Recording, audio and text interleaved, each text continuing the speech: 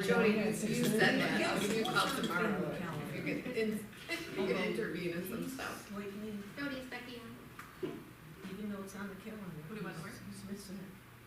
Not joining. Yeah. That is showing us rules. Right. There's only so much you can do. Yeah, Exactly. I lost it. Yeah. I wasn't. I'm just Travel a lot and you're in charge of the Americas. So are you part of that shield? The Golden Dome Defense Shield? No, the shield of Americas. The shield of the Americas. Yeah, see that. Okay. Yeah, the Chris Knowles now in charge of? Yeah, the special one. Like, Hi. Nick Fury Shield? Yeah, right, exactly. Paw Patrol. How are you? Shield, That's what they're calling it. They say he ripped it off of Lovely. Paw Patrol. So, I looked at him, I thought you yeah, could yeah. hang on my computer No shield. if you want. Live stream. Or, so I don't have to keep flipping you around. I like that. And then,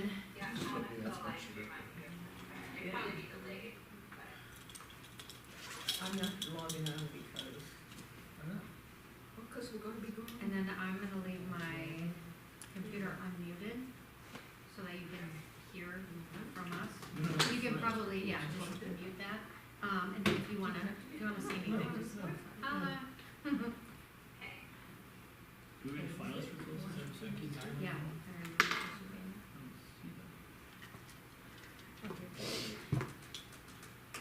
Is it a separate meeting?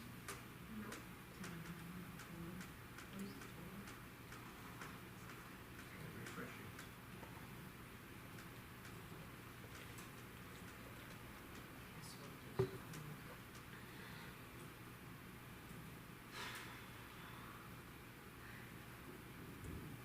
Yeah, I don't have anything for closed session.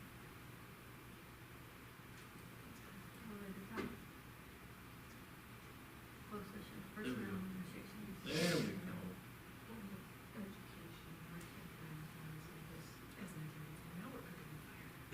Okay, are we on, we're good? Yeah, go ahead, Let's Vito. go. All right, I hereby call the regular Board of Education meeting to order this March 10th, 2026 at 6:33 PM. Please silence or turn off all electronic devices.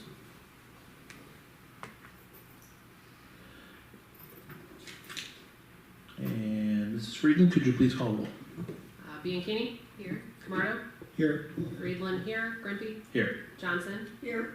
Pfister, and Ronstadt. Here. Yes, Miss Pfister is joining us virtually. We have a quorum. Thank you. Okay, I'd like to entertain a motion in a second to go into closed session for the matters of personnel at 6:34, with no action to be taken upon exit. Is that you? Yes. Okay, so it's Bianchini, Camardo.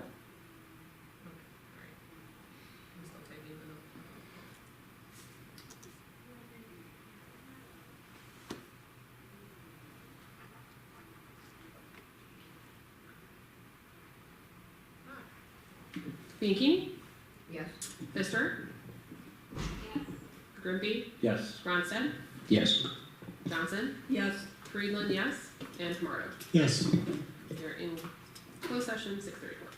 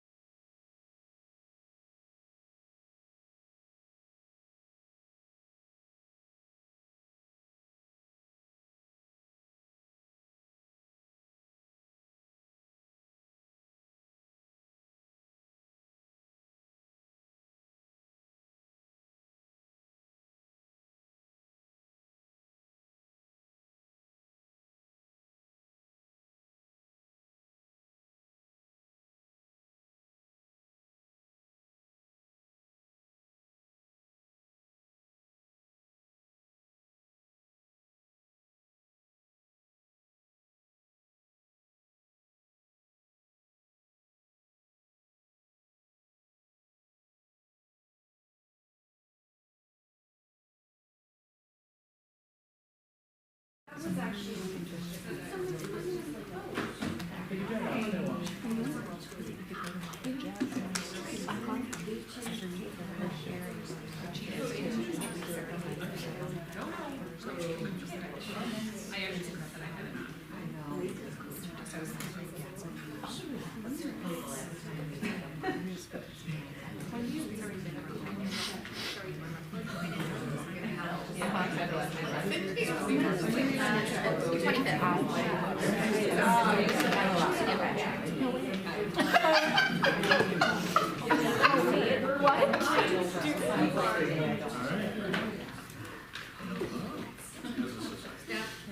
Microphone. Oh, yeah, we're gonna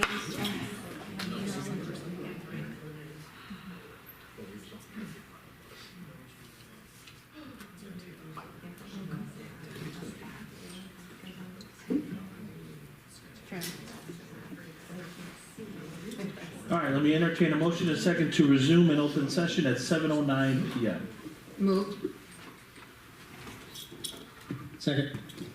Moved by Bianchini, second by Camardo. We don't need another roll.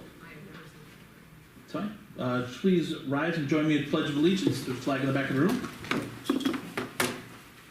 I pledge allegiance To the flag of the United States of America and to the republic for which it stands, one nation, under God, indivisible, with liberty and justice for all.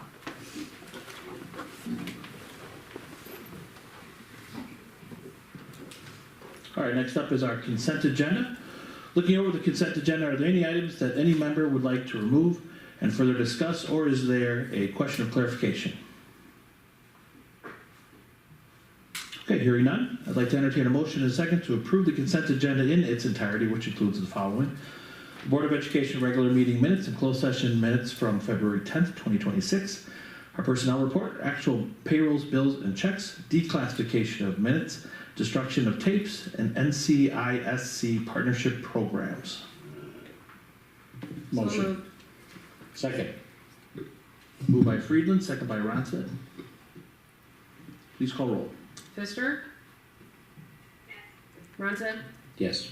Johnson? Yes. Friedland, yes. Grimpy? Yes. Bianchini? Yes. And Camardo? Yes. Motion carries.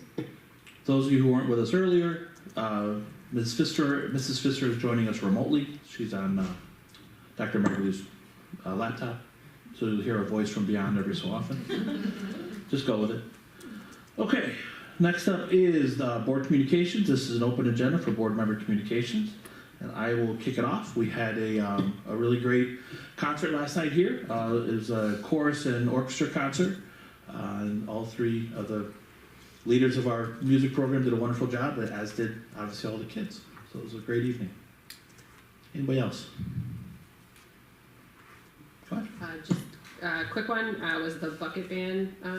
It was like right at the end of February, I believe. And I don't know, I love those shows. I was like, it's fun to watch them turn off the lights and then make all these, fun rhythms. And Mr. Flowers does a nice job, so it was very fun. And the jazz band was excellent.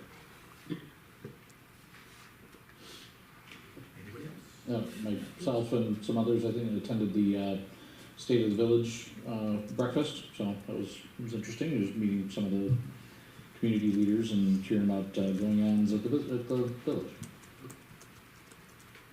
Anybody else? Just quick, the River Trails Education Foundation annual plant sale is right on schedule again for Mother's Day weekend. Didn't realize how good a deal these plant sales are. So the flats, they're $28 at Menards, Home Depot, Lowe's. But you get flats for $17, and that's all to support the Education Foundation. And I heard that Charlie and Chocolate Factory was a massive hit. So buy your flowers from us, send the kids to awesome plays, and save money. That's my synopsis. Yes, they did have one as well. Some of our district students participated in Chicagoland Showcase. For those of you that don't know, Hersey High School is the only high school within our district that has show choir anymore, which is singing and dancing, very similar to a Broadway show. And Showcase is a compilation of schools from the region and beyond. We had people from Indiana, Iowa come to compete. And so we had some of our students that are participating in the middle school version of show choir, prepping for their time in high school, and their performance was amazing. So it was wonderful to see some Trails students there, as well as Trails students now in high school, training them and getting them excited about show choir. Anybody else? All right, we'll move on to district recognition. Is this you? Carrie. Carrie, awesome.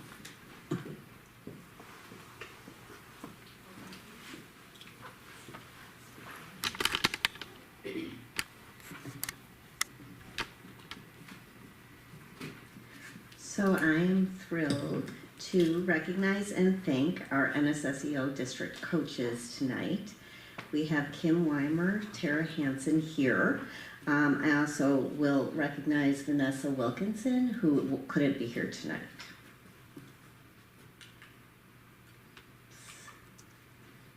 So I know you've heard Kim's name many, many times. We had our principals come and talk, and all of them mentioned just the amazing things that Kim has done around the district to help support our teams and provide different professional development and training. Kim is a special education teacher by training who's on the coaching staff with NSSEO. This is her second year with NSSEO and her second year with us. She supports multiple districts in her coaching role. She also just personally has 3 children and enjoys traveling with her husband. This is a very short snapshot of all that these 3 wonderful women have done for us, but I do want to highlight some of the really impactful PDs that have happened and are continuing. So Kim has done full building PDs focused on implementing tools to support executive functioning.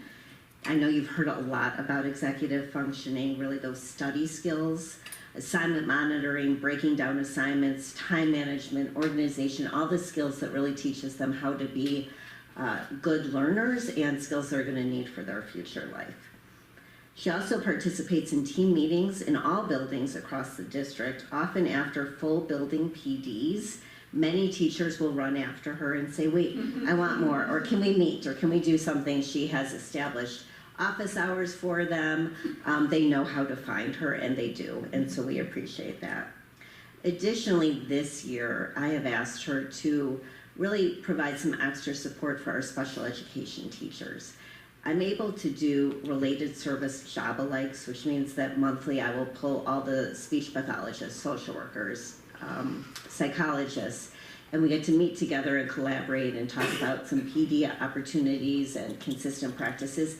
I'm not able to do that to the same level with our special education teachers. They do it in their own buildings with our assistant principals through our student services teams, but I was finding that we had some different silos where we were talking about similar things, and so I did ask him, along with the assistant principals at Euclid and Indian Grove, to create a joint job-alike so that all the special education, the resource special education teachers in both buildings are working together on similar ideas and PDs, and with that, building that collaboration with each other. I was surprised at the beginning of the year when I talked to one of our special education teachers, and they said, I mentioned someone else's name, why don't you call so-and-so? And they go, who is that? I'm like, oh no, we need to do this. So it's been really a wonderful team building for them. They're working on the same things and they're reaching out to each other, so we see more consistency as the kids get to 5th grade and into middle school. Additionally, Kim is supporting our paraprofessionals, teaching them or working with them on engaging students to meet them where they are. This is really important at Prairie Trails in particular, where play is a big theme, an area that we're working on across the board, and so helping our paras to really feel comfortable and able to see students where they're at and then be able to join in conversations and support the skills that they're working on. And the last thing I'll say, although I could go on and on, is the support that Kim provides for our specials teachers. You'll hear throughout this presentation, as you've heard before, that we are having more and more students with more and more needs. And with that, we are looking for ways that we can support our specials teachers and Encore at the middle school to be able to really include students with more significant needs in a meaningful way in their setting. And so we're very grateful for that. These are some pictures. I know that you've been able to see this a bit closer up, but just different types of trainings. You can see a training at Euclid that happened where the paraprofessionals were included in all of the full building training, river trails, and then the use your data is just a snippet of some of the work that the special education teachers are working on, in addition to the play and engaging in that. Tara is another coach that I wanted to recognize. I will note, it's the most important maybe that I will say, is that Tara and her husband are alumni of the district. So Tara went through Indian Grove and the middle school. She is a special education teacher with a wealth of experience, in particular to self-contained and therapeutic settings. She worked at Kirk School, which is one of the therapeutic schools through NSSEO. Tara's only technically with us once a week, but I will say I can tell that our teams call her at all times. I do. She is definitely putting in time above and beyond and popping into our buildings, making herself available whenever she can. So we truly appreciate that. A snippet of the many, many things that Tara is doing and has done to support our teams includes truly a concentration on our self-contained programming. She's really working with our teams across the board, from Prairie Trails, Euclid, and into the middle school, to work on structuring their environment to foster independence and engagement, as well as supporting specials in our Encore team for students with more intense needs, inclusive of specials, meaning that we're lucky that many of our PE teachers are also adaptive PE teachers. So working with our middle school PE team to help engage students with more intense needs. Additionally, Tara is working on supporting the paraprofessionals to help them run rotations within the classroom so that we can build in more small group time with predictable routines, reinforcing previously learned skills, ideas like object permanence, cause and effect, and helping to support communication skills. We're also doing some really important work this year in our self-contained program review, and she has been an integral participant in that important work. Vanessa couldn't be here tonight, but I wanted to recognize her. She's worked with us for a number of years. Vanessa's a licensed speech pathologist who serves as an assistive technology facilitator with NSSEO.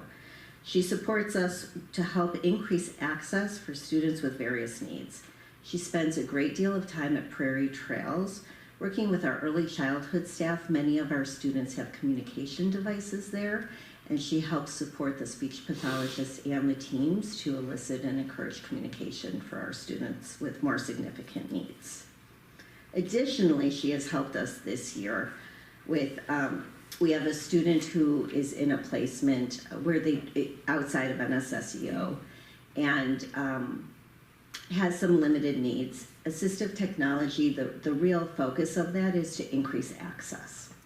So it might be feeding and helping to find some modified utensils, maybe put little cups or handles on utensils to foster independence so that students can feed themselves. There's just a wealth of information and experience that Vanessa has. She creates, if we have communication boards, and if she notices that something's a little bit off or needs adjustment, she'll go to her 3D printer in her office, create a new grid for it, pop it on, she'll take it over to one of our outplacements, and it just makes such a difference because now students who might have fine motor concerns or challenges are able to touch the icons and communicate. So she's worked really closely with our private placement to help them so that our student is more successful and independent. She's also working closely with our speech pathologists as we continue to train across the district. So that's a snippet of what these three amazing coaches have done for us, and we are so, so grateful for all that you do. So I'm gonna ask you to come on up. I was so gonna can say, hear you. usually I like when people have to stand up here while Carrie talks about them, but yeah, come on up here.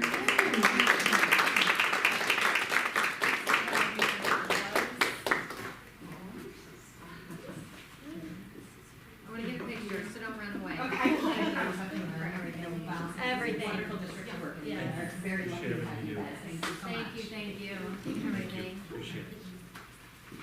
You gonna stay for a picture? Get up here with Carrie, I wanna get a picture. Bill, get in there.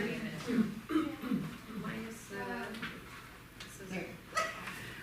I don't know. Where are we going? What happened? This is gonna be the hardest thing that you do all night. That's nice. Okay. Thank you so much. Thanks for Yeah, I'm just gonna walk right through all the people. Just like, I'm gonna go this way where there's no people. So I'm going to move on to the next recognition. So next I'd like to just take a moment to celebrate the professional growth of our board members. IASB, the Illinois Association of School Board, recognizes board members who go above and beyond in their leadership development. And we have some milestones that we're celebrating tonight. First, Robert has officially reached the established level of recognition, so that reflects a significant commitment to learning and effective governance. The levels are up there. Robert, you should have a certificate and pin at your table there, so congratulations. Yeah. We also received the established pins for several of you who reached the milestone prior to July 1st of last year. So Bill, Donna, and Janine, thank you for your dedicated service and expertise in board governance. And then finally, a look ahead. So Becky has officially earned her established status as well, and Donna has reached the next tier. So Becky's getting a pin, and Donna's getting the umbrella. Ooh. But you gotta wait, they won't come till March of 2027. But good work, congratulations everyone. It's a nice umbrella. All right, next up is RTEA comments. I'm Any here members? for the RTA, no comments tonight, just happy to be here. Okay, thanks for coming. Next up are visitor comments. At this time, we'd like to recognize any members of the audience to approach the board with their comment or question by completing a visitor comment card. Please do note that the board and administration typically does not respond, and if you wish for a response, please provide your name and number or email for a member of the board or administration to get back to you. Speakers are encouraged to limit their time. For others to participate, a 3-minute time limit per speaker with an overall 60-minute maximum for visitor comments per hour, current policy. Okay, hearing none, we'll move on to new business. First up is Education Services, ELA Curriculum Material Proposal.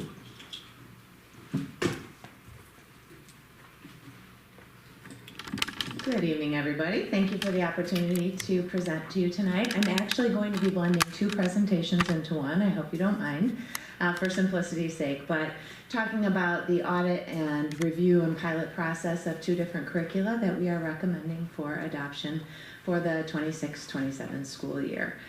You should have received two board memos in your board packet, one for elementary English language arts and one for middle school social studies, and this presentation will encompass the process and the recommendation for both of those this evening. So again, thank you very much for allowing me the opportunity to share the work of the teachers in our district this year and the work that the teams have done to come to you tonight with a formal recommendation for adoption of some new curriculum materials in those two areas. For elementary school English language arts, we are recommending a 6-year term adoption of Houghton Mifflin Harcourt's Into Reading curricula. And for middle school social studies, we are recommending a 3-year adoption of Teachers Curriculum Institute History Alive, as I stated, for a 3-year term. Both of these programs closely align with state standards, standards of best practice, and the new Illinois literacy framework that was released by the state to the schools in 2024. Last year, you had the opportunity to learn a little bit more about our curriculum audit to adoption process when I drew some parallels between a strategic hiring process within an organization. And for both of these audits, I do want to note that we followed this process in lockstep.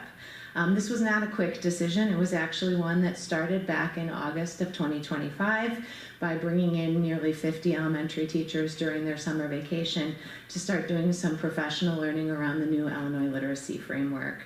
And from there, we followed with a comprehensive needs assessment of our school district. We collaboratively created rubrics based on our learning and processes of best practice.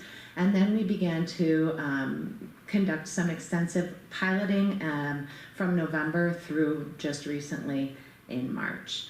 And our final choices were driven most specifically by the comprehensive stakeholder feedback we received from both our teachers and our students following the process.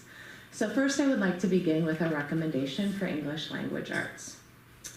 So in the area of literacy, as we observed, our teachers were spending an incredible amount of time and energy as curriculum writers. We had pieced together a variety of different resources in order to confidently address all the different components of a comprehensive literacy curriculum. But what we realized during this adoption cycle was it was really calling on our teachers to be curriculum writers and searching for what they needed to teach versus us providing them with those tools and them focusing on how to teach. This ELA adoption allows us to provide our teachers with comprehensive tools to allow them to dramatically reduce the amount of planning time that they're doing, focusing more on student data and instructional routines. So during our pilot, Houghton Mifflin Harcourt's Into Reading emerged as the strongest program for our district. It met all of the components of the Illinois literacy framework, and it seamlessly integrated foundational skills instruction with authentic texts and deep background knowledge building, which would allow us to connect to those content areas of social studies and science. In regard to alignment, it was very, very difficult for our team to quantitatively differentiate between our two pilot programs, Benchmark Advance and Into Reading, as both were equally strong. And what it really came down to in the end was the feedback that we received from both our students and our teachers. So it was listening to these voices through student surveys and teacher surveys that allowed us to take a confident step forward. As educators, we know that engagement is key to learning. And in our pilot with Benchmark Advanced, while we found the materials to truly meet our needs in terms of teaching the standards, the students really found it to be repetitive, boring, and they were losing engagement. But in contrast with HMH Into Reading, our students' imaginations were sparked. One teacher said she was able to have fantastic and in-depth conversations within her classroom that she had never been able to have in a literacy classroom before. So when we put all of the pieces together, Into Reading really rose as the top most comprehensive choice for both our students and for our teachers. I'm moving into social studies for the middle school. We are at a point of transition. Our current social studies materials are from 2014, and they were adopted from Holt McDougall, and they've really reached the end of their life cycle. The digital platform expired several years ago, and our teachers have been reliant on legacy print materials, which is becoming more and more challenging with each given year. In addition, our curriculum really lacks that structured inquiry approach that our standards call for, in addition to working with primary source analysis. And so it was time for us to look and investigate a change. Oops, sorry about that. So through our pilot process, the social studies team at the middle school found that History Alive by TCI really allowed them to take an inquiry approach to teaching. This curriculum really allows what we call a dual access model. So the students get the best of both worlds. They have online interactive multimedia pieces combined with print text. Each lesson is centered around simulations bringing history to life. One teacher recently had a capture the flag competition to show, to represent a historic battle that happened during the American Revolution. Another had a great conversation on locker searches within a middle school setting and how that aligned to the concept of search and seizure. History Alive really finds a way to connect real-world activities to historical times, making that learning really meaningful for students. Both of these curricula really look at what we want to be able to do for supporting all of our learners, and that's what we call taking a low floor and high ceiling approach. So what does this really mean? This really means making learning accessible to all of our learners. So it may be a text that's accessible in several different reading levels, or it may be a text that's accessible in 20 different languages. This allows an entry point for our students who are overcoming some different challenges within their learning. Yet the inquiry approach built into both curricula allows for a really high-level thinker to be able to expand upon their learning and go beyond into the wonderings that are presented to them in the lesson structure. So what does this look like with implementation? We really are looking at taking a cook and a chef approach to our instruction. So what does that mean? That means in year one, we basically want to provide the ingredients for a teacher to successfully teach and address the standards that we are called upon by the state. It builds in the appropriate assessments, the appropriate lessons, the appropriate materials, where they can work their way through that curricula and know confidently that they are bringing to our students what they need in order to be successful learners. But in that second year, these curricula both provide that flexibility for teacher expression. And it really allows them to take that extra creative edge as a teacher in order to make their teaching their own. Both of these curricula allow that flexibility and autonomy to teachers while still providing the guide rails that we need to as a district in order to provide equitable instruction. So last but not least, the financial impact. What are these expenses in order to adopt these two curricula? So when considering any large-scale adoption, of course, we need to be fiscally responsible. The long-term investments for both of these programs are presented in front of you. As noted previously, the social studies adoption is a 3-year adoption that includes both technological access for our students and for our teachers, as well as class sets of text for the classrooms for 2 classrooms per grade level. That cost is a total of $43,487.70. We have worked with the publisher to be able to break this across 2 fiscal years. So we will be able to use $25,000 from this year's budget that still exists in order to pay part of that, while taking that remaining balance into the 26-27 school year. For English Language Arts, we will be recommending the purchase of many more materials to align with that program. Therefore, the price tag is sizably larger. This is a 6-year adoption, which gives our teachers and our students digital access for 6 school years, in addition to print resources for those 6 school years. The cost of that is $285,670.55. We also have been able to negotiate with the publisher to break this across 2 fiscal years. However, starting next year in 26-27, being able to pay approximately $200,000 with the remaining balance in the 27-28 school year. This allows us to remain stable with our budgeting and to be able to have a predictable budget going into the next 2 school years. We do not have any other large-scale adoptions planned for 27-28, so we know we can shoulder that additional expense from the ELA adoption in 27-28. So what would be the path moving forward? With your blessing and your approval in the April consent agenda, we would begin training our staff. In April, we will begin with some pilot teacher demo lessons and some digital showcasing. Both of these curricula have robust asynchronous courses for teachers to begin exploring as they begin to prepare to teach with the materials.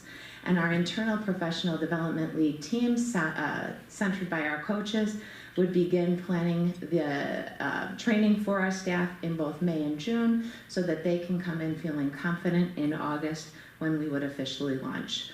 For social studies, we would begin our training already in April at our Institute Day. Because they have all piloted the materials, they are all very comfortable with the platform and are really feeling like they have a really good foot forward in preparation for rolling this out in August of 26. So that being said, this is a critical investment in our people and in our students. And by adopting these materials, we feel like we can modernize our resources and we can provide equitable learning experiences for all our students. So I respectfully request that the board move to proceed with approval in this at the April board meeting. Any questions? Thank you, that's a great presentation. Anyone have any questions for him? Do you have a question? We're buying the curriculum so we own it, or like, I guess, do they keep updating it during the term, or is it like we're not buying textbooks anymore? So Great question. So for social studies, we would be buying 60 physical textbooks per grade level, 2 class sets of 30. Everything on digital platforms gets updated as it needs to be updated, so there will be some changes to the digital platform, possibly. The physical resources obviously would be standalone. For the elementary ELA pilot, it is a workbook format, so the students would have consumables. So if there were to be any errors or anything found in those workbooks, they would be corrected, but they are the version 3 of Into Reading, which was just released this year, so they are the most current for the given time. Okay, thank you. On the Right, after Louis finished. Yep. okay, social studies, Yes. the 3-year contract, is that an option to renew Yes. for another 3 years? Yes. It seems short. It is To short. a cook, then chef, then 1 year you like it, and now we got It is short, and like Lily, that is exactly what we would do. We would have the physical textbooks, so we would not need to purchase any additional textbooks beyond that. However, in order to kind of keep that balanced budget and stay within our means right now, a 3-year adoption seems to be most appropriate, with a renewal then again in 3 years, just on the digital platform, which is pretty typical. Okay, and then 6 years for ELA, is that long? I prefer 6 to 5. I feel like it takes us a good 2 to 3 years to really feel confident in all components of the curricula. That gives us 2 years to fully implement and be able to identify any barriers that we might be seeing. So then in that 6th year, we begin another pilot process, an audit process, with the potential of having to renew. It holds us accountable for the cost that we're expending, but it also gives us time in order to implement in a responsible way. Okay, so you distinctly want those 2 different approaches, ELA 6 versus social studies, to be. Yeah, You with can change every more frequently. intention of extending social studies beyond, but at this time, I think 3 is absolutely fine. TCI is a little bit older in terms of their digital platform. They have been out for about 3 years. So this 3-year adoption, if they should upgrade the digital platform, typically the textbooks are not upgraded, it would allow us the newer version of the tech set as well. Okay, thank you. Okay, Becky. Oh, mine actually piggybacks on Lewis's. So about the social studies curriculum 3-year renewal, can you remind us like your audit, how often you look at the social studies curriculum? It's like, I know we've been using the same one since 2014. So. Yeah, and yes, that's correct. It's typically every 6 years that we would see something renew on the audit cycle. However, with COVID intervening in that, we did revisit this in 2019 when the Holt McDougall digital side kind of went down. I cannot remember, the platform that it was built on, but it was no longer supported technologically. However, we had access to the materials that we needed, and we had very seasoned teachers who were comfortable with that in terms of helping support the remaining teaching staff that we had teaching social studies, that we were able to limp by a little bit longer with those materials. However, we are really getting to the point now where we need to modify and we need to move forward. Thank you. Anybody else? Okay, so this will be on our consent agenda next month. Excellent, thank you. Thank you. And next up is the interactive flat panel phase 3. Not often we get to hear all 3 of you guys. Good evening, everyone. I'm happy to bring to you tonight part 2 of our 3-part River Trails Clear Touch flat panel project. So, oops, I screen just went black. But as you can see, that we got 3 quotes from 3 different companies, and the best pricing was from Forte, previously known as AVI, which is where we've purchased all of our Clear Touch panels in the past.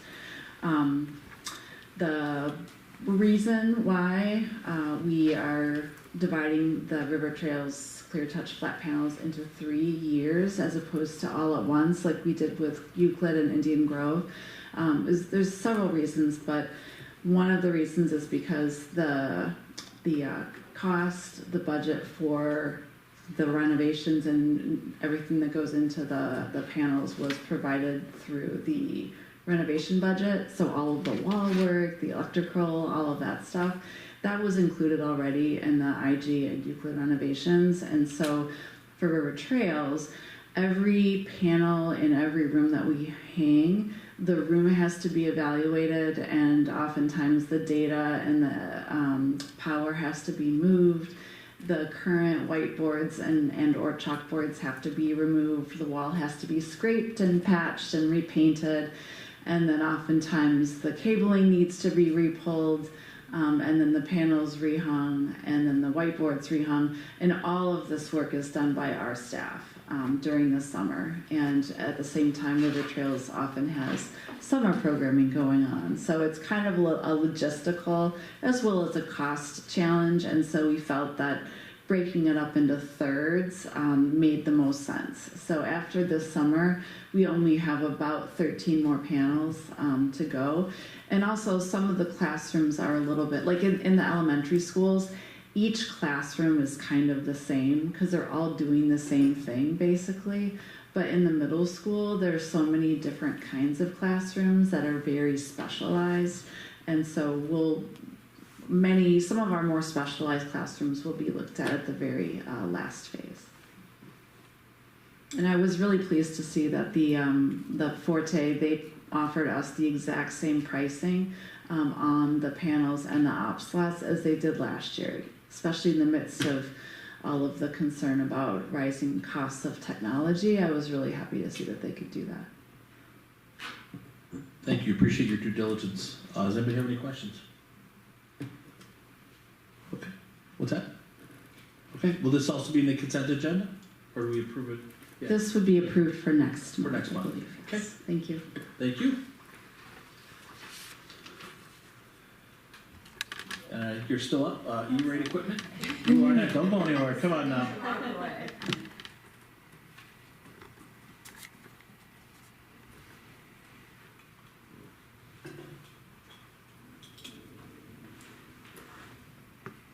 And this is the, This is the annual E-rate memo, and so we work with an E-rate consultant each year. Last year, all of our E-rate purchasing was for Indian Grove. We purchased switches and access points, and then the corresponding cabling and whatnot for Indian Grove. And so this year, it's we're purchasing a switch for Indian Grove, and the reason why we didn't have that switch be part of the Indian Grove E-rate and the construction and renovation from last year is because E-rate funding is very particular. You can only use that funding for certain things.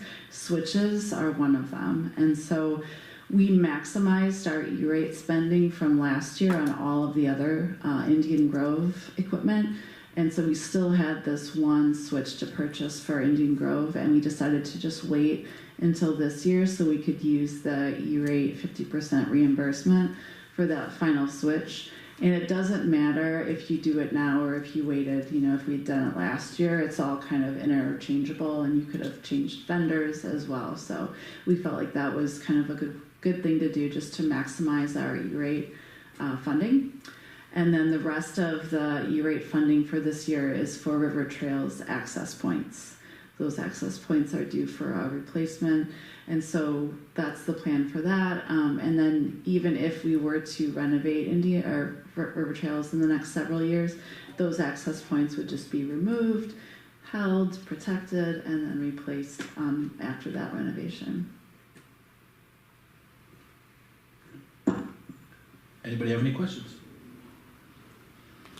All right, this one is an action item, so we entertain a motion and a second to approve the purchase of network switches and additional components from E2 Services at a cost not to exceed $57,342.72. Moved. Second. Bianchini and Friedland. Any comments or questions before we call roll? I just have a quick comment. I appreciate, and then Christy, I meant to tell you this too, like I appreciate the breakdowns because you make it very easy to see everything, and I just appreciate that for somebody who is not necessarily a numbers person anymore. So pushed it to the back of my brain, but I do appreciate it because I think it's nice that you go out and fight for our prices, and then on top of it, do all of this research. So thank you. I'll throw out, because I'm in this business, as good specs on all that equipment, good solid middle of the road choices. So Good, thank you. but good quality too. So. Anybody else? Okay, could you please call roll? So I have the microphone on. Bianchini. Yes. Friedland, yes. Ronstadt. Yes. Johnson. Yes. Pfister. She did say yes. Just in case anybody thinks- okay. Nope. No, you're okay. Grippy Yes. and Camardo. Yes. Motion carries. Thank you. Thank you. Next up is our staffing update. It's an early one, but let's take a look at it. Mr. Barry, you're up. Thank you. There is a memo outlining the request for an additional multilingual staff over at Indian Grove. As you can see in the memo, the number of multilingual students is on the rise at Indian Grove, and although we had, I believe, record exits out of the multilingual program last year, we're not expecting another record this year, but still successful. However, the enrollment for Indian Grove is increasing at a rate that we will need an extra staff member to keep up with. Other enrollment projections that you can see on the following page, just kind of what we're looking at or we're watching right now. 5th grade at Euclid, we're watching whether or not we need to add a staff member. 4th grade at Indian Grove, we're watching whether or not we need to reduce a staff member. Kindergarten, always at this time of year, especially right after kindergarten registration that we had a few weeks ago, we're currently at 106 students. This year for kindergarten, we're at 113, so we're under that number, but also just one more section that we're really monitoring and keeping a close eye on going forward. So if anything changes, this will typically come back just about every month between now and August, but we are asking tonight though to be able to post for an additional multilingual teacher at Indian Grove. This is not an action item. Do we need a motion executive to post it? No, usually it goes on into the Consent agenda, so if you have any questions, concerns, hesitations, we could talk about it tonight. Then it would go into consent, but we would post, In April. no, now. Oh. Because you would approve the person if we were to Oh, I hire got them. you. Okay. Anybody have any objections? Are we good? Okay.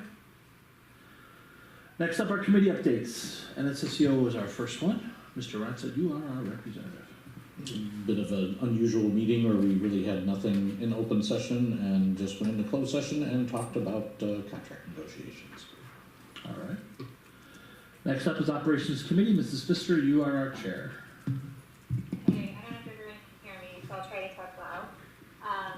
The first up on the operations committee, we talked about an infrastructure update, and I'll let Mr. Berry make the presentation, but I do want to say that I think the goal here tonight is to give staff a direction to move forward in. There's a lot of options, like you could sit and look at it a million ways and think through all the contingencies, but I think we should either ask the questions we need to answer to get to be able to give direction, but I think ultimately the goal is to give them direction soon. The Operations Committee did ask a lot of questions, and so some of that feedback and more information is in Mr. Bailey's presentation. So I will, we also, the other thing, there's a couple of projects in there that the operations committee agreed that we should move forward with those as quickly as possible as they make sense for the summer and as they make sense for planning budget-wise that fit into our current budget. That is a perfect segue. Thank you, Ms. Pfister. Also here tonight is Mr. Whistler, in case there are any,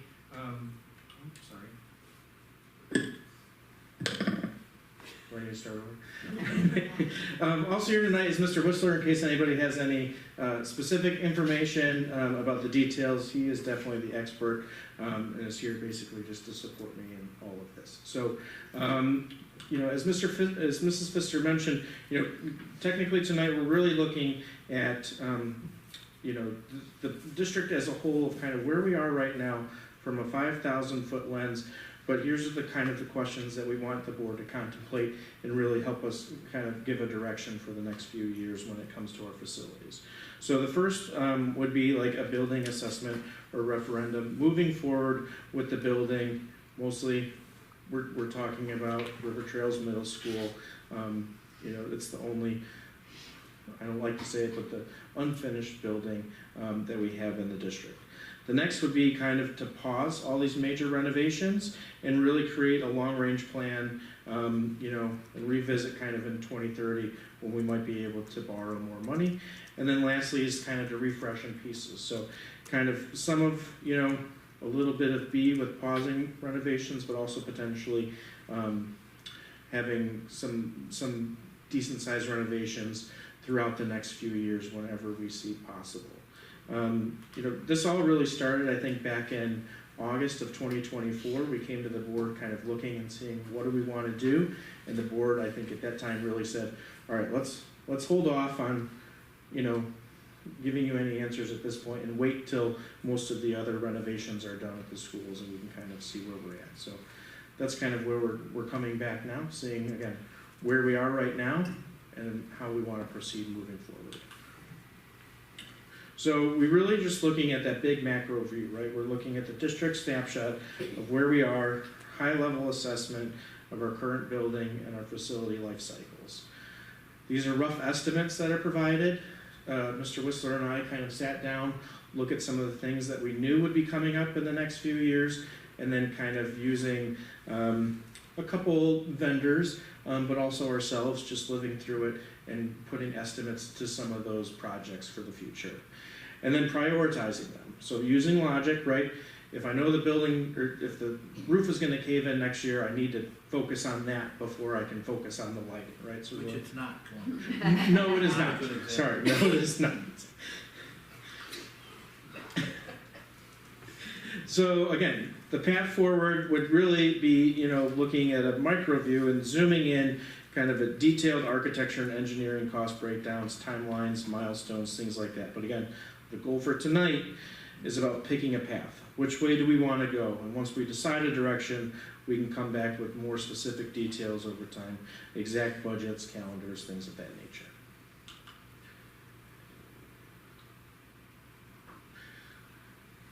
Am I a slide behind? I'm sorry, that's a slide. No, keep going. One more, yep. There we go. All right. So different types of projects that we're looking at. Basically, I throw them into three different buckets. First is the safety compliance projects. Mandated safety compliance projects need to be completed and taken over all of other things. When it involves the safety of our students and our staff, that needs to come first. It needs to be done. So that's kind of one of the buckets we look at. The next is a capital maintenance project, and that's essentially projects that identify to maintain existing conditions, right? So maintaining it, you know, maintaining the boiler system, maintaining, you know, kind of the behind the scenes things, maintaining the lighting system, making sure everything still works and kind of trying to extend its lifespan. And then last is the capital improvement projects. That's the last bucket, and that's meant to enhance all the different areas. New lighting, new flooring, paint. It's the things that you see that enhance it, is the improvement, right? So looking then at those different types of projects, we prioritize them and basically saying, okay, priority one, those are the legal life safety things that we need to look at now. those things threaten operations. If the roof were an issue, and we knew it were an issue, all hypothetical, that would probably be a priority one. Anything that basically is going to halt at the educational process, in its tracks, is priority one. Then priority two is mandatory high risk. Things that we know are end of their useful life, failing's gonna happen, we know it's gonna happen soon, we don't want any downtime of any air systems, those are priority two. Pretty close to priority one, but right behind it is priority two. Then priority three, the item still works, but the efficiency is dropping, right? It's not working up to its speed. It might, need a little extra TLC. It might need a little extra attention, but it's still working for the most part. Priority four is those improvements with a lower operating costs, but they will improve productivity. They'll go up there. If we can put in, something right away that's a low cost, that will help everybody. Priority four. Then priority five is really those aesthetic, non-functional upgrades. So again, painting, the things that you can see, kind of those capital improvement things. There we go. So now we're going to look at the building. So Prairie Trails, just historical, was originally built in 1965. Closed down for a few years, remodeled in 2021. Solar was added in 2021. Permeable pavers, roughly, just under 29,000 square feet. It also includes in some of the cost of 4,500 square foot warehouse on 11.5 acres of land. Currently, we've got 172 students in that building.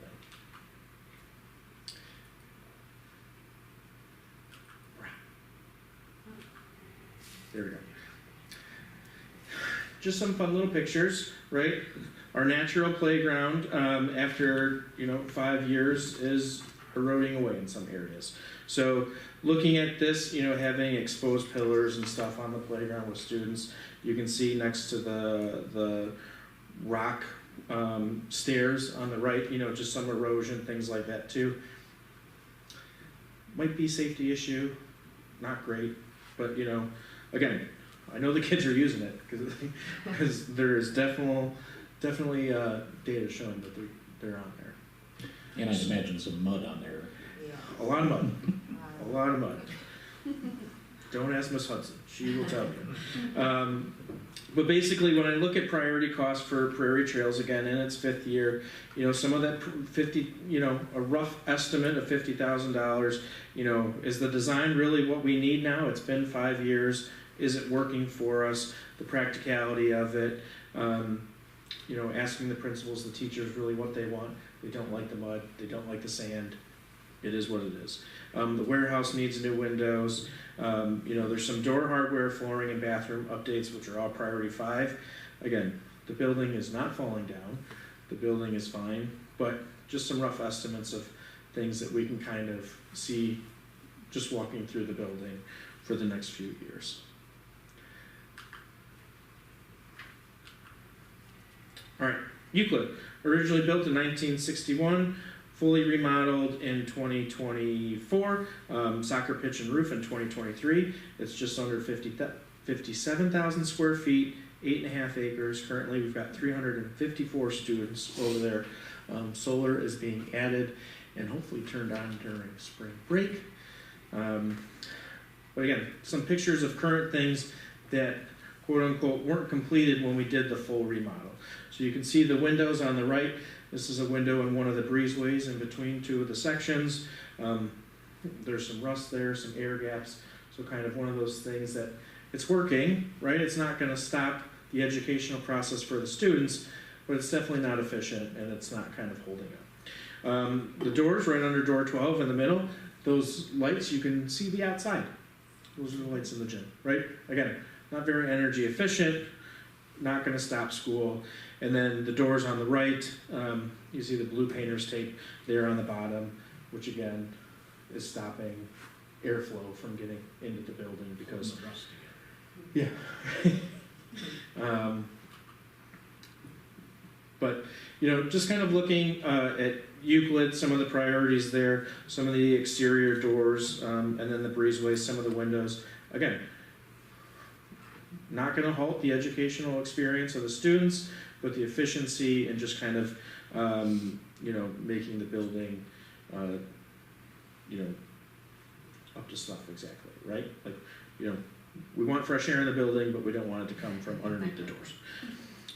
Bathrooms, flooring, paint, all priority 5. That's, you know, one of the bathrooms wasn't completely finished, wasn't remodeled, and, you know, not a high priority. It's going to be there, it's working fine, we don't need to touch it, students are using it, the toilet's flush, you know, the sinks rinse the kids' hands, but, you know, just it's on there. Indian Grove, also built in 1961, roof replaced in 2024, fully remodeled in 2025, a few additions, just over 54,000 square feet, sits on 9 acres. Currently there's 406 students that it serves. Pictures here, similar with the doors at Indian Grove, the bottom isn't as bad, but the handles. So you can kind of see the, on the right and in the middle, those big white areas outside. You know, when you're using electricity to heat a building and you've got open airways going outside, it just is what it is.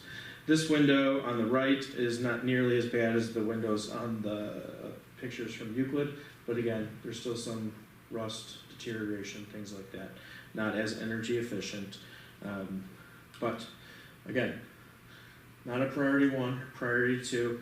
There are some priority 3 issues with the bus lane and the parking lot. The parking lot hasn't been redone. It's the one main parking lot in the district that hasn't been redone.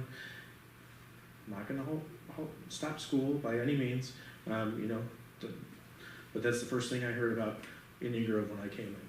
You know, Prairie Trails was the playground, Indian Grove was the parking lot. So, again, functioning fine. Same thing with the bathrooms, floor paint, functioning fine. Nothing's going to stop. I feel like I have to keep saying that. But overall, just some rough estimates. Just on the bathrooms, I mean, I had asked, those are the ones with the kind of the bigger sinks with the little sprayers and stuff, which correct. Actually, to me, they still look pretty new, but they're very functional. They work fine, but they just kind of don't match the rest of the building now, right? So exactly. Really, that's a really aesthetic driven priority. Completely, and that's why it's in priority 5. It is completely aesthetic, functioning fine. They were updated as part of the additions in 1991, and you know, but they're 1991 bathrooms, but again, so are a lot of the houses, right? I think that absolutely, yeah. Yes. You know, and that's why it's a priority 5. It's a aesthetic, nice to have, definitely don't need to have, but you know, it's on there. Those are really held up well. If they're 1991.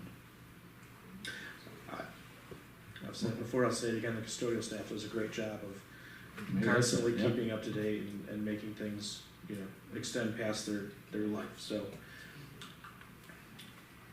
then we go to the middle school. So the middle school, originally built in 1965, a few additions. The roof was last replaced in 2004. The office and STEM areas were renovated in 2014. Permeable pavers were done in the front, side, and part of the back in 2023. It's just under 110,000 square feet, sits on 12.88 acres, and currently we have 526 students here at the middle school. Just some pictures of the middle school. You can kind of see, like, this is a very bright day, and yet halfway down the hallway it looks a little dark. You know, again, looking aesthetically, not functionally, at these pictures, some of the hair handling units on the right are hanging down from the ceiling. You know, old ceiling tiles, VCT floor, all aesthetics. Again, building's holding up. Everybody the custodial staff takes care of it. Looking forward, we see the boilers, and then an air handling unit and the small gym. You just kind of see some rust on the side and things like that. But again, you know, things have held up well, but they're coming towards the end of the life cycle. So some site work also at the middle school. The back parking lot is also old, And the roof is over and past its 20-year life expectancy because it was replaced in 2004. The exterior doors, they have about a 30-year life expectancy. Most of them were replaced in 2001. Most of them are in very good shape still. The main gym, the floor and the bleachers are, I think, original, but they, typically a 30 to 40-year life expectancy. The small gym was part of the 2000 edition. The flooring was installed in 2006, but it's got about a 20-year life expectancy on that flooring. Lights and corridors, so classroom lights were updated in 2012, and the corridors were not updated, and they've got about a 20-year life expectancy on lights. The kitchen and flooring and the coolers was updated in 2016. The boiler system typically has about a 30-year life expectancy. It was replaced in 1971. Classroom univents have about a 15-year life expectancy. They were installed in 2000. The building chiller has about a 20-year life expectancy. It was installed in 2006. And then the gym air handling units have about a 30-year life expectancy. And again, I think one's from 1964 and one's from 1990. Is that? I think they're both from 64. Oh, okay. So, past life expectancy. However, again, the building's not going to fall down. We will continue to have school. No big priorities here. Some exterior doors fall into priority 3. Priority 4 is really, kind of where we see things at the end of life and what we, expect we will need to replace, within the next few years. Priority 5, again, flooring, lighting, ceilings. It's all there. It's fine. It's functioning. It's all aesthetic and what we need. That is a big number. I completely know it's a big number, but this is all replacing things in like kind, basically replacing them with the exact same thing going forward. When I break down that priority 4, really the roof is the majority of that cost. Roofs are expensive. When you tear off a new roof, you usually have to add insulation, and that's just a lot of time and energy and effort, as we know over the last 3 summers with new roofs. Exterior doors are about $25,000. Repointing, basically tuck pointing around the building, which we were able to do during the renovations of the other schools, is a small amount. The back parking lot isn't that big, and then the HVAC, again, that's univents, boiler, chiller, those are big numbers. But we understood a lot of that. I mean, we know they're old, but I mean, they've been maintained very well, and there are newer parts in it. It's not like the whole thing is original 1964, right? Whatever. Right. So, I mean, it's beyond. There's risk for sure. Yes, there's risk for sure, and with the HVAC, yes, there are new parts in it. We spent a decent amount of money this year working on the boiler, in particular. And is that the next slide? No. All right. We'll get into that. But, but some things there aren't parts to replace anymore. And there's some things we can replace and fix, and we keep those maintenance costs low. And there are other units from 64 that you can't find anymore. They don't make parts anymore. So, but we'll get into maintenance costs here in just a little bit. So again, when I look at the totals for the district, not a lot on priority 1 or 2, and that's just going forward. The windows are for priority 2 or for the warehouse. They're single pane old windows original to the building. They look worse than the picture at Euclid. I mean, they need to be replaced. The playground, again, getting into safety with some of those things. This summer, we need to do something with the playground. Do we need to rehaul the entire playground? By no means. Absolutely not. We don't need to do that, but we need to give it a little more TLC, see how it's functioning, and maybe change some of those things around. Well, that intention is not necessarily to rebuild the mud hills, right? It's to look at alternative spaces and, right? And then priority 3, again, looking at some exterior doors, the bus lane. By no means do we expect to redo the bus lane this year, but probably even next year. Like, that will take an overhaul of how we actually want to utilize that space. But just know, like, right now I think we have 7 buses at Indian Grove and only 5 fit in the bus lane. You know, it doesn't make sense. And it's hard to turn for buses to get into the bus lane. So, again, going back to the questions we want the board kind of to contemplate is, how do we want to move this forward? What do you want the administration to focus on going forward? If it's, you know, possibly redoing the middle school, like we did the other schools, you know, that would lead us down the path of referendum going forward if we want that now. You know, do we pause major renovations again and create that long-range plan? You know, if we had a long-range plan, I wouldn't rip off the roof and put a whole new one on. Mr. Whistler and I have already looked into alternate, you know, applications of different types of new roofs, just putting another layer on or something like that, to really bring down the cost and get a new warranty for another 10 or 15 years down the line. But if the plan, again, is to redo the building, then we're not gonna spend that time, energy, and money putting something on that's only gonna last a few years. Or again, do we wanna kind of do that and also refresh new pieces? So when asking about a referendum, we asked the community and the parents when we were doing our strategic plan data, and you know, we came back with, of the community, over 30% said yes, and then almost 40% said maybe, and then of the parents, over 40% said yes, and nearly 40% said maybe, which is, you know, better numbers than I would have expected, but, you know, just putting that out there. When we're looking at when we can borrow again, in 2030, 2031, we've got the potential of borrowing up to about $15 million again from our operating funds, and then another $19 million in 2035 when other bonds kind of roll off the ledge. So we're not able to really borrow too much over the next 5 years, and then we can borrow a little more in 10 years, but that's kind of where we're at with our borrowing power moving forward.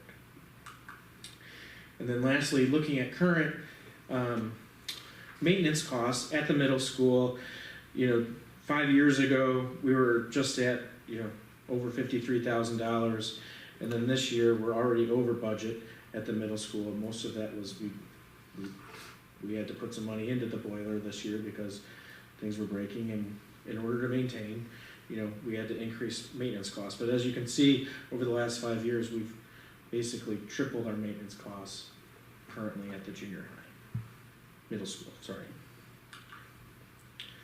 So back to this slide again. You know, these are the questions to contemplate and kind of help guide us which path you want us to focus on moving forward.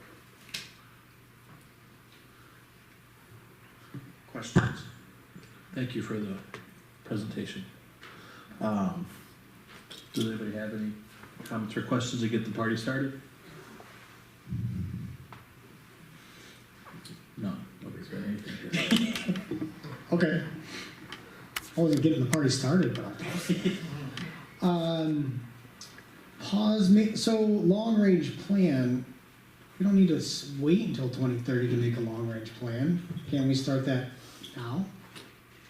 Yes, absolutely. But I think the thought was, if we're planning on going out and looking to completely redo the building, if we wanted to go out for referendum, we wouldn't create a plan on how to maintain it for the next 5 or 10 years. It's also how to invest the money that we have as the underlying. So right. Each one of these paths is going to take some investment in terms of finances. And so picking a path streamlines the resources, the financial resources and the workmen, the work power resources. So building assessment, choice one. What's the timeline and financial resources for that? Well, I think, looking at that is, it's gonna take some money to put into what do we wanna do with the building, and probably some drawings ready to try and get some costs together, of what it would take to basically remodel the middle school. Do you have a I would say we ballpark? would invest in an architect, a construction company, work with you guys to see, do you want to do the traditional route, what's a different option, and then they prepare various levels of like, you want to go out for this much, that would include this much includes this. Yeah, I mean, that's similar to what we did with the other Yeah. 3 buildings, right? 300,000 for this, and then another 300,000 to develop them further, like here's the 40% drawings, 80% drawings, all Right. that. Correct. So the referendum is 2028? What year are we talking? We would probably shoot for November 2028. What year is that? Year So and a half. about 2 years, a little over 2 years. Yeah. 22, yeah. Sorry. Is there a way to kind of do 2 things at once, like plan for major renovations, and then they could be funded by a referendum, and if it doesn't pass, then we fund them with our new borrowing capacity in 2030 and 2035? I think that's what they're looking for here. So, but I guess I'm saying, like, why does it have to be one or the other? Like, so Well, we plan for a full referendum, 2 years go by, let's say it doesn't pass, and then we don't have a plan, like, we gotta start from scratch with the plan about how to bridge the gap for 7 more years? I think that the general consensus, and correct me if I'm wrong, with the operations board was somewhere between pausing major renovations and focusing on maintenance plans and refreshing in pieces, meaning going after some of those items that are higher priority and kind of chipping away at some of those things. And then knowing that there's 15 million potentially in borrowing capacity in 2030, and knowing that that architecture process takes like a 1.5 to 2 years, that we could position ourselves well to chip that down and get, in a position where, I don't think in 2030 we'd have enough money to redo the whole building up to the specs of trails or of the other schools. So it would be, at that point, we would be looking at still looking at a referendum or a more limited, upgrade. So there's definitely, go ahead, Becky, go ahead. I guess I thought that, I don't know that we had opinions, I guess, in the operations meeting, but I thought we didn't have a direct consensus with that, of how to move forward. We needed more information. My question about the, being able to borrow more, I guess my goal is, or I think the goal would be to not have boilers, and to have technology that is upgraded and airflow quality that's upgraded like the other schools. And I know the reason that cost so much was because we had to go back and go into the roof and upgrade health safety, and we run into those limits. And I guess my question is, even in 2030, when we can borrow $19 million, I don't think that's enough money to do that renovation. Based on what we spent on the Indian Grove and Glenwood, we would have to wait to 2035. Well, I think I agree that we had talked through some of the options, but didn't necessarily come to a consensus on which path to take, because I think the discrepancy came more from the ability now. I mean, we never have a guarantee if we're going to get a referendum, but the likelihood of approaching it from a referendum standpoint, what would be likelihood of us actually obtaining that in the current situation that we're in, as well as looking at what the high school district is doing and referendum. So not getting too deep into the weeds, because that also will be a financial commitment to go for a referendum if in fact we don't have ample positive feedback, that we will obtain it. And again, looking at the outside sources that are not necessarily under our control, does that make it more likely for us to have a positive response to a referendum? Or is that putting us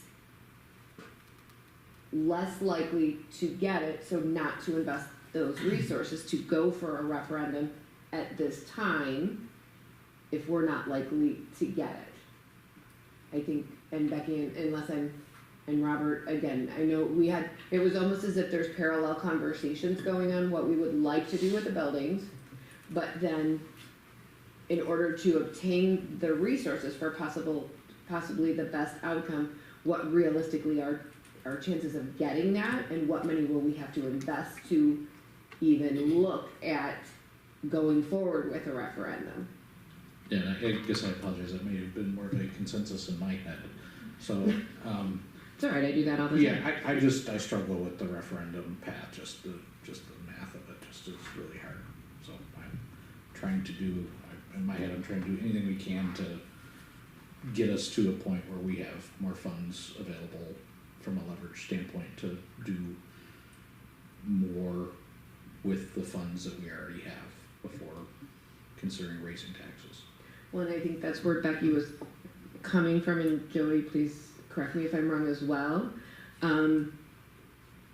That is, I believe, what we were bringing back to the board to give both Jody and Ryan direction from the entire board, not just the operations committee, in more of a two-tiered question, whether we're going to look into going for a referendum or not.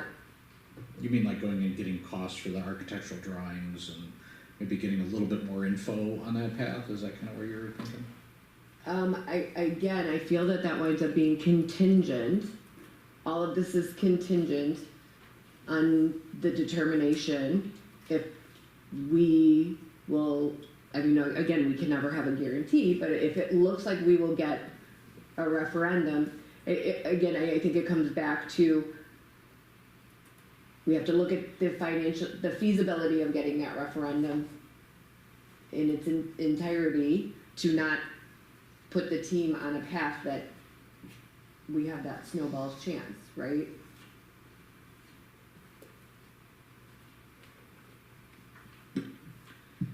I was gonna go back just real quick to something Louis said. I mean, I think there's gonna be crossover in some of these areas, right? Like, we're not gonna, if we decide to go for a referendum, we're not gonna not do anything.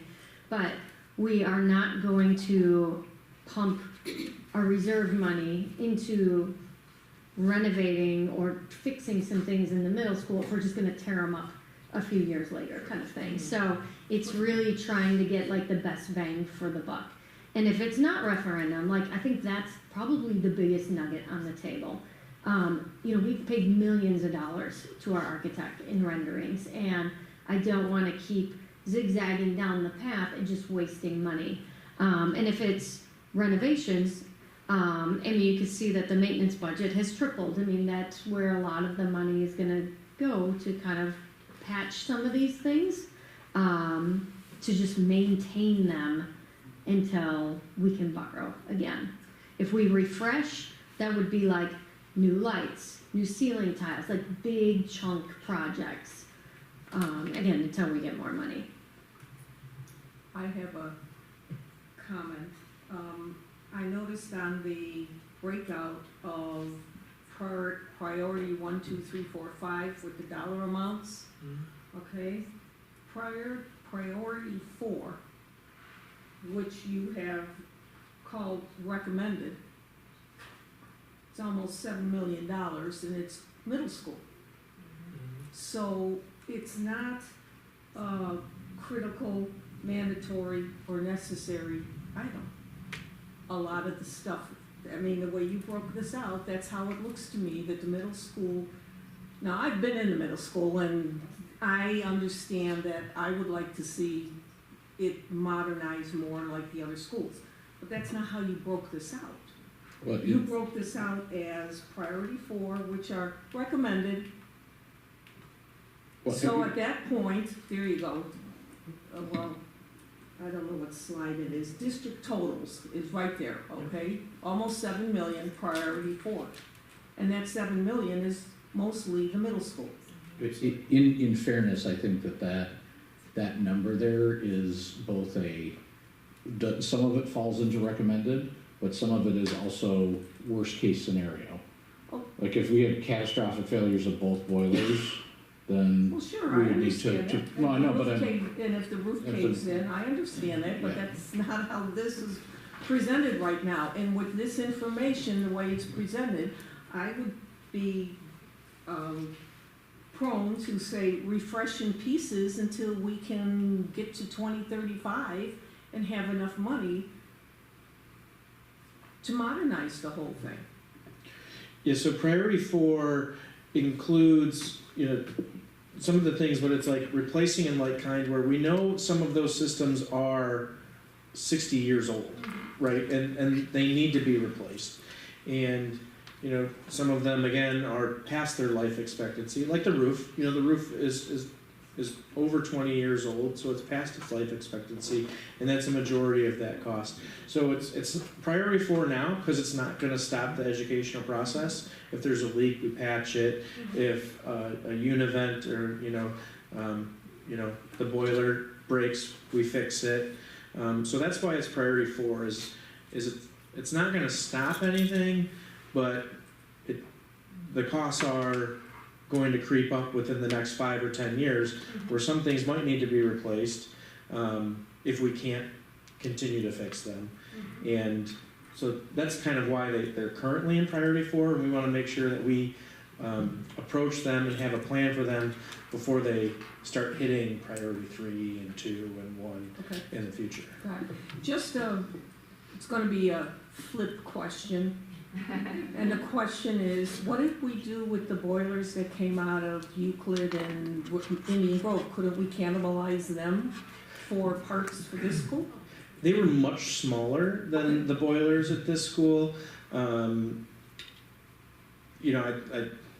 think at Indian Grove we had one come in, and we basically almost leased it, but we had a new one come in that was very young, and we actually sold it back to the company. I say, didn't one die right before renovations? Yeah. Right? Right. So we sold it back, I think, for $7,000 or something.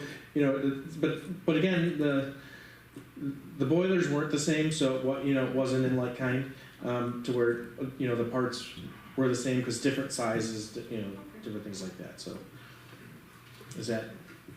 So having said that, we saved components, burners, things that would be compatible for this school, but we didn't save the boilers themselves because they were way too small and they were end of life. Okay. And we also saved parts from the univents. We saved parts from the toilets. We saved everything that was in good working order still. Like, everybody. Thank you. Yes. I'm glad that the you movers did were there moving things, and the maintenance staff was there at night tearing it all out. Got it. Everything that they could reuse. I'm really happy to hear Yeah. that. Thank you for thinking ahead. Well, and we did plan on this. I mean, we had some long conversations before moving ahead with Euclid and Indian Grove about the likelihood or the ability to maintain the building through 2035. And I think where there's risk, and I think we're starting to see more of that risk, but to some degree it's anticipated. But at least for me, it was kind of I was okay moving ahead with Indian Grove and Euclid with the kind of my understanding that we could limp along in a financially responsible manner to get to being able to leverage more money. I will say that, and this is where, in the middle, the playground, do it. The windows, in my opinion, do it. The exterior doors, those, energy wasters, get them out there. The bus lane, if it's a real priority and it's an operational issue, we can work with those, and I think that's the kind of the chipping away kind of stuff we can start to do. Mm-hmm. And and then I think just hold contingency budgets for the roof. If God forbid something happens, hopefully it lasts 4 years, and we could do the roof or something in 2030, and then do a big plan for, and do some work around to just refresh it without, doing duplicate work. Dan? Excuse me, so having said all that, every little project is contingent upon whether or not you're gonna do the whole thing, or you're going to do a part of it and later regret it, cause you're paying for it, right? So we have a plan to recondition the roof that we could do for 10 years, save a lot of money. Roof would be in great shape, have a 10-year warranty. We can do different components in the building, but if we have the direction as to whether or not we're waiting the 10 years, then we can make better choices about how we handle each individual component that's end of life, potentially gonna fail in year 2, this year, next year, the next year. How much risk are you gonna take based on how long it's gonna be before you're gonna do a total renovation? And I think to Kimberly's point, like, some of that information we just don't have. Like, you're talking about reconditioning the roof to get 10 more years out of it, we don't know what that's gonna cost right now. But, I mean, we can't go get every single number, and, there's a point of just rough estimation here too. Right, but we wouldn't wanna recondition the roof if we're going for a referendum, in 2 Depends on how years much too. it costs, right? I mean, if you have a $4.5 million cost for a roof, Right. that has some percentage of failure rate in the next couple of years, and if you told me that it costs, or told me at least, it's gonna take $2 million to extend it for 10 years, or if it's $500,000, maybe, right? Those are different numbers. Like, that's the piece of data we don't have right now. Exactly. Right, but I'm hearing what I think both of you are saying. What I think they're asking us, and if I'm wrong, I apologize. Please rephrase. Please help me rephrase this.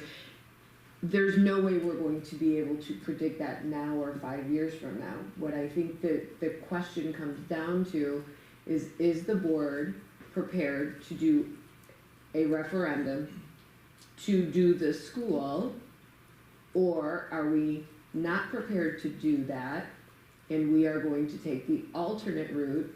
Unfortunately, there are some things we are not going to know what those costs are going to be able to do that comparison. But are we going to move in the direction of supporting a referendum and going ahead with moving forward on the renovations of the middle school, or are we not going to feel comfortable with that? And then in all of these projects, they're going under the piece, we have to get to the point where we can borrow again and possibly look a little bit more positively at a referendum. Is that? I have a direct answer. understanding? From my opinion, I would say the 10-year route. Thank you. I was gonna say, for those who haven't weighed in yet, it would be helpful to get your thoughts also. Okay. Very official. I support the building assessment. I think my worry is that we're keeping investing. I mean, we've spent, we're now what, 157, the year's not over yet, $160,000 last year. Those are just middle school maintenance costs. And so my worry is that we're going to reach a point where we have to spend some big ticket items to replace technology that we don't want. I also don't think, I think it would be 10 years. You would be the 2035 mark in order to be able to have enough money to replace the current infrastructure. So yes, we have borrowing power in 2030, but that 19 million is not going to let us upgrade the technology the way it should. I don't want to keep investing. I don't think it's smart to keep investing in old technology. I understand the hesitation about referendums, but I think we've been able to responsibly upgrade 3 buildings, and now we need help to make the learning environment the same for what students deserve and have. So they will have experienced this learning environment in those other buildings, and they will get to the middle school and it will be different. I think if we talk about a referendum, we now have the support we need to tell the story about why we need the money. So I think, I know that 214 is going out, 207 has gone out previously, but that's the reality of where we live. Like, the aging infrastructure is an issue at all the local schools in all of the buildings, because these schools were built in the 1960s, and we've done a fantastic job of keeping them maintained, but it has to be upgraded. My worry is just 10 years, and we're going to be spending money on things that we don't want to pay for.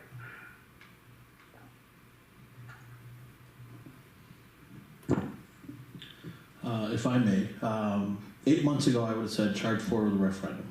Let's go, all forward.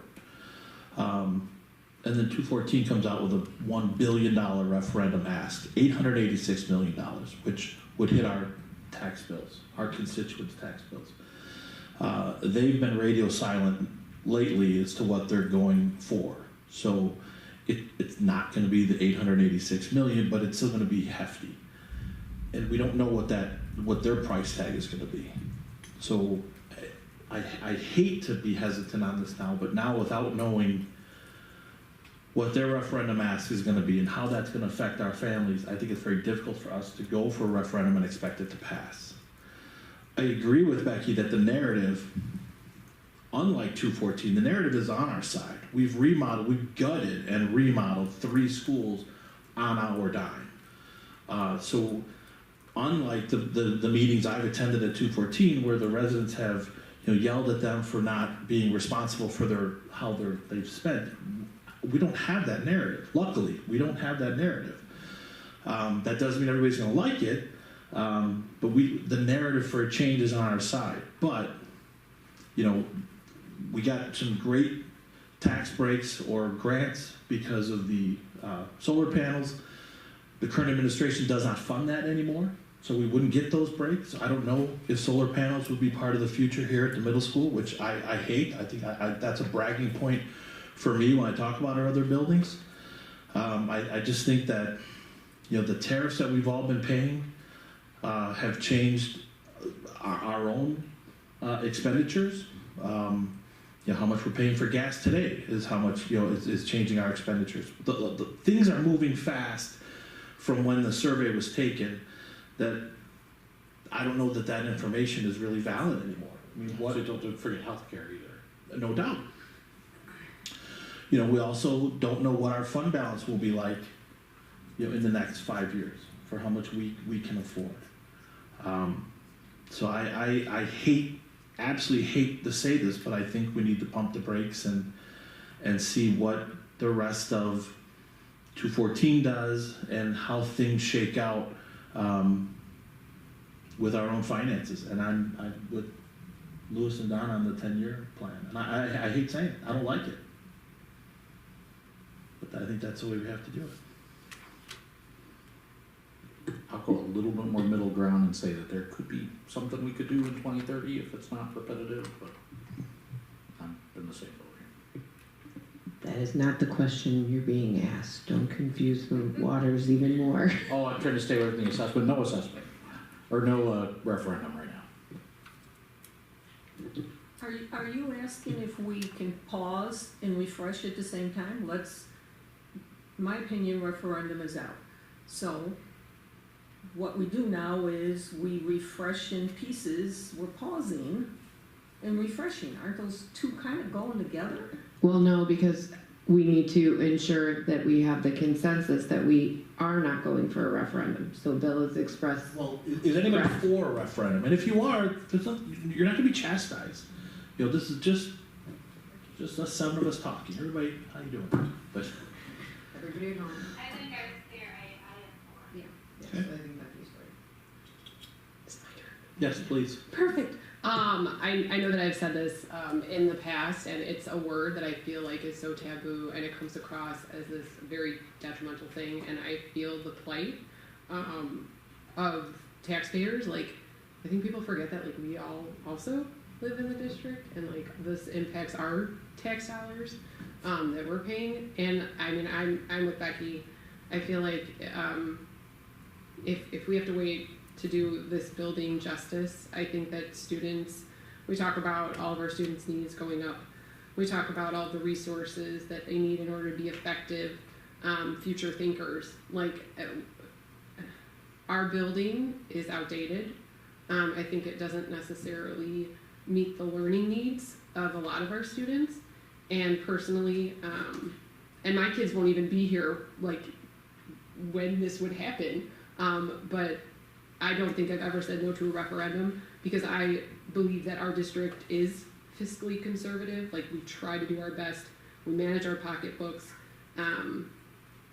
We run our schools lean. So, I mean, I would support a referendum, and I know that there are people out there who feel similar to their kids' education or to the pay it forward factor. So, I mean, I know we are outnumbered, but I mean, I agree with Becky that if we have to wait that long and we're dumping money into quick fixes, or not quick fixes, sorry, I'm using that term very loosely, that, I mean, it's kind of, it's just not helpful to our student population as soon as it could be. Can I just inject something? I have to correct you on something. Sure. When I talked to the superintendent at 214, when I talked to the board at 214, when I talked to the principal at Hersey, I wear as a badge of honor that our students are the most prepared for high school. So I have to correct you when you say this building does not support our students. Because they are... Our teachers do amazing Absolutely. things with our students. No and I think question. they function in this building because they have to. And against all odds, they help our kids learn unbelievably. No question. So whereas I agree with you that our teachers do a phenomenal job, they are pigeonholed into learning environments that I personally think haven't